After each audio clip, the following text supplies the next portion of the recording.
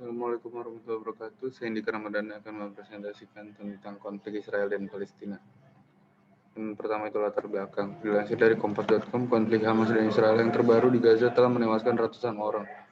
Ribuan orang juga mengungsi dari rumah mereka dan berbagai infrastruktur utama rusak. Menurut Kementerian Kesehatan setempat, di Gaza sebanyak 248 warga Palestina, termasuk 66 anak tewas dalam serangan udara Israel di Gaza pada 10 Mei. 2 dokter termasuk diantaranya korban tewas, termasuk kepala bagian penyakit dalam di Shifa, rumah sakit utama di jalur Gaza, lalu sebanyak 205 blok perumahan juga hancur total, dan 75 fasilitas pemerintah serta umum rusak.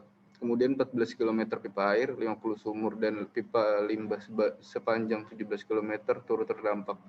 Sementara di Israel, total 12 orang tewas, termasuk 1 anak, 1 remaja Arab Israel dan ayahnya, 1 orang warga India, dan 2 warga Thailand. Menurut data otoritas Israel, sebanyak 357 orang terluka akibat tembakan roket dari 4.070 roket yang ditembakkan oleh para kelompok bersenjata Palestina ke Israel, serta 90% bisa dicegat oleh sistem pertahanan udara Iron Dome. Otoritas pajak Israel yang menangani kompensasi menyebutkan ada 2.061 klaim diajukan untuk rumah yang kena roket dan 1.367 klaim untuk mobil di Israel Selatan dan Tengah. Di sini timbul 2 pertanyaan. Yang pertama yaitu bagaimana pelanggaran terhadap hukum humaniter yang terjadi dalam konflik bersenjata antara Palestina dan Israel. Yang kedua, bagaimana sanksi dan mekanisme terhadap pelanggaran hukum humaniter internasional. Hukum humaniter internasional terbagi 2, yaitu hukum humaniter internasional adalah seperangkat aturan yang bertujuan atau untuk alasan kemanusiaan membatasi dampak konflik bersenjata. Hukum ini melindungi orang-orang yang tidak atau tidak lagi berpartisipasi dalam pertempuran, serta membatasi taktik dan metode peperangan. Hukum humaniter internasional juga dikenal sebagai hukum perang atau hukum konflik bersenjata. Hukum humaniter internasional adalah bagian dari hukum internasional yang merupakan badan aturan yang mengatur hukum antar negara. Bagaimana pelanggaran terhadap hukum humaniter yang terjadi dalam konflik bersenjata antara Palestina dan Israel? Konflik bersenjata antara Palestina dan Israel, di mana Israel dalam melakukan serangan yang dikenal dengan Operasi Castle, ini jelas melanggar prinsip-prinsip dalam hukum humaniter. Serangan yang berlangsung selama 22 hari tersebut mengakibatkan timbulnya korban yang sebagian besar dari penduduk sipil di jalur Gaza. Hal ini bertentangan dengan prinsip kemanusiaan dalam instrumen hukum HAM dan hukum humaniter. Israel juga melanggar prinsip pembedaan di mana dalam serangannya ini tidak membedakan antara penduduk sipil dan hambatan perang, yang dalam hal ini adalah para militer Hamas, serta tidak membedakan antara objek-objek militer yang memiliki kontribusi efektif dengan objek-objek sipil yang seharusnya tidak boleh dijadikan sasaran dalam serangan militer. Israel telah menghancurkan objek-objek sipil seperti rumah penduduk sipil, rumah sakit, sekolah-sekolah, gedung PBB, bahkan tempat ibadah.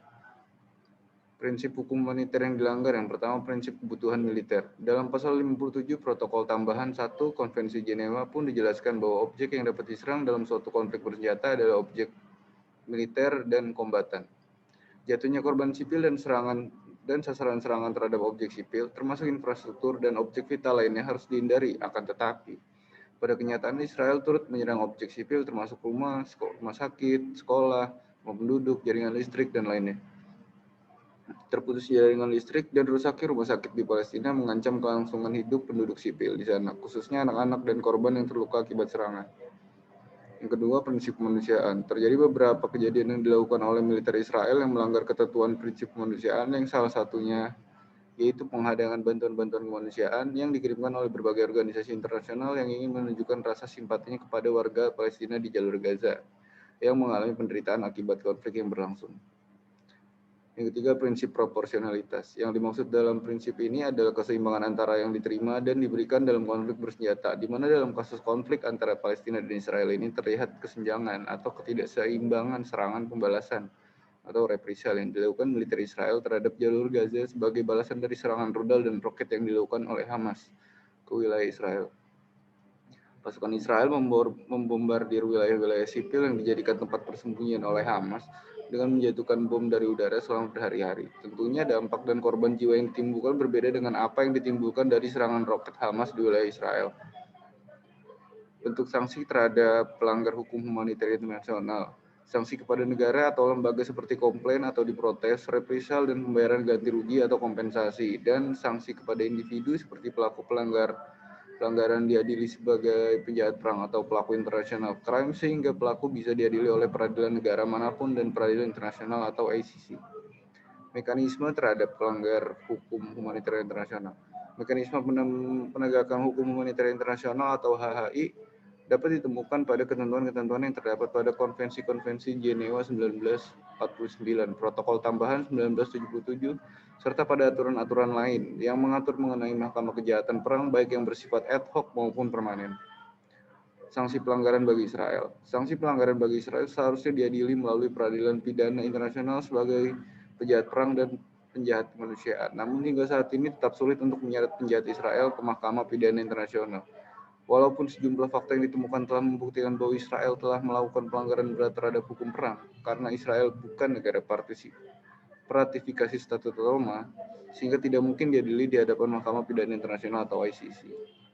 Apabila diadili dengan membentuk pengadilan ad hoc, kemungkinan tersebut sangat kecil mengingat Amerika Serikat selalu melindungi Israel dan memiliki hak veto pasti akan digunakan pada saat pembentukan ad hoc tribunal itu diajukan.